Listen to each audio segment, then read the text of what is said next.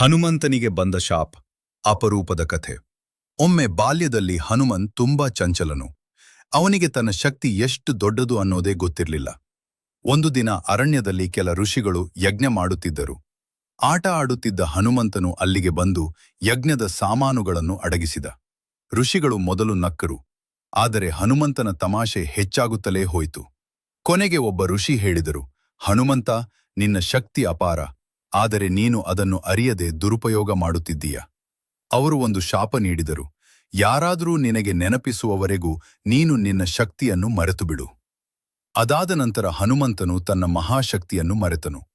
ವರ್ಷಗಳ ನಂತರ ಸೀತೆಯನ್ನು ಹುಡುಕುವ ಸಮಯದಲ್ಲಿ ಎಲ್ಲ ವಾನರರು ಸಮುದ್ರದ ಮುಂದೆ ನಿಂತರು. ಯಾರಿಗೂ ಲಂಕೆಗೆ ಹಾರಲು ಧೈರ್ಯ ಇರಲಿಲ್ಲ. ಆಗ ಜಂಬವಾನ್ ಹನುಮಂತನ ಬಳಿ ಬಂದು ಹೇಳಿದರು, ಹನುಮಂತ, ನೀನು ಸಾಮಾನ್ಯ ವಾನರನಲ್ಲ, ನಿನ್ನೊಳಗೆ ಅಪಾರ ಶಕ್ತಿಯಿದೆ. ಆ ಮಾತು ಕೇಳಿದ ಕ್ಷಣ ಹನುಮಂತನಿಗೆ ತನ್ನ ನಿಜವಾದ ಶಕ್ತಿ ನೆನಪಾಯಿತು. ಅವನು ಮಹಾಕಾಯನಾಗಿ ಜೈ ಶ್ರೀರಾಮ ಎಂದು ಕೂಗಿ ಒಂದೇ ಹಾರಾಟದಲ್ಲಿ ಲಂಕೆಗೆ ತಲುಪಿದ. Ending line. ಕೆಲವೊಮ್ಮೆ ನಮ್ಮೊಳಗಿನ ಶಕ್ತಿಯನ್ನು ನಮಗೆ ನೆನಪಿಸುವ ಒಬ್ಬ ವ್ಯಕ್ತಿ ಬೇಕಾಗುತ್ತಾನೆ.